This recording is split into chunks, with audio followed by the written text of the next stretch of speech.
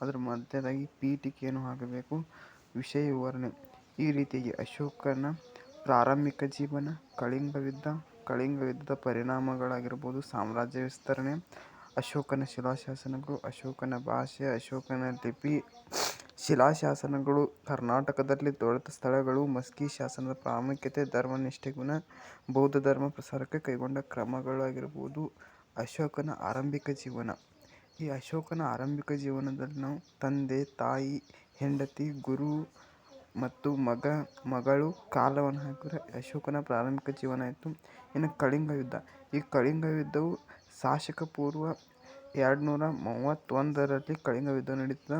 ಅಶೋಕನು ಈ ಕಳಿಂಗ ಯುದ್ಧವನ್ನು ಮಾಡ್ತಾನೆ. ಅಶೋಕನು ಕಳಿಂಗ ಯುದ್ಧದ ಪರಿಣಾಮಗಳು ನೋಡಿದೆ ಆದರೆ 1,00,000 ಜನ ಪ್ರಾಣ ಕಳೆದುಕೊಳ್ತಾರೆ. ಸುಮಾರು 1,50,000 ಜನ ಯುದ್ಧ ಕೈದಿಗಳಾಗ್ತಾರೆ. ಅಶೋಕನು ತನ್ನ ವಿದೇಶಾಂಗ ನೀತಿಯನ್ನು ಬದಲಾಯಿಸ್ತಾನೆ. ಅಶೋಕನು ದಿಗ್ವಿಜಯದ ಬದಲಿಗೆ ಧರ್ಮ ವಿಜಯವನ್ನು ಆರಂಭಿಸುತ್ತಾನೆ.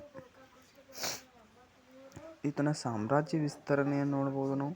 ಅಶೋಕನ ಶಿಲಾಶಾಸನಗಳು. ಈ ಅಶೋಕನ ಶಿಲಾಶಾಸನ ಪ್ರಕಾರಗಳು ನೋಡ್ಬೋದು. ಅಶೋಕ ಶಿಲಾಶಾಸನಗಳ ಭಾಷೆ, ಶಿಲಾಶಾಸನಗಳ ಲಿಪಿ ಅಂದರೆ ಶಿಲಾಶಾಸನಗಳು ಯಾವ ಲಿಪಿ ಇದ್ವು ಅಂದರೆ ಖರೋಷ್ಠಿ ಮತ್ತು ಬ್ರಾಹ್ಮಿ. ಮತ್ತು ಕರ್ನಾಟಕದಲ್ಲಿ ದೊರೆತ ಸ್ಥಳಗಳಂದರೆ ರಾಯಚೂರಿನ ಮಸ್ಕಿ, ಕಲಬುರಗಿಯ ಸನ್ನತಿ, ಕೊಪ್ಪಳದ ಗವಿಮಠ ಆಗಿರ್ಬೋದು, ಚಿತ್ರದುರ್ಗದ ಚಂದ್ರಗಿರಿ, ಬಳ್ಳಾರಿಯ ನಿಟ್ಟೂರು ಎಂಬಲ್ಲಿ ಈ ಕರ್ನಾಟಕದಲ್ಲಿ ಶಿಲಾಶಾಸನಗಳು ದೊರೆತವೆ. ಮತ್ತು ಮಸ್ಕಿ ಶಾಸನದ ಪ್ರಾಮುಖ್ಯತೆ ಆಗಿರ್ಬೋದು, ಈತನ ಧರ್ಮನಿಷ್ಠೆ ಗುಣ, ಸುಮಾರು 5 ಧರ್ಮನಿಷ್ಠೆ ಗುಣಗಳು ಬರ್ತವೆ. ಆನಂತರ ಲಾಸ್ಟ್ ಬೌದ್ಧ ಧರ್ಮಕ್ಕೆ ಪ್ರಸಾರಕ್ಕೆ ಕೈಗೊಂಡ ಕ್ರಮಗಳು, ಅವನು 3 ಬರೆದರೆ ಇದು ಅಶೋಕಂದು ಮುಗಿತದೆ. ಮತ್ತು ಲಾಸ್ಟ್ ಉಪಸಂಹಾರ ಬರೆದರೆ 10ಕ್ಕೆ 10 ಅಂಕಗಳನ್ನು ಸುಲಭವಾಗಿ ತೆಗೆದುಕೊಳ್ಳಬಹುದು.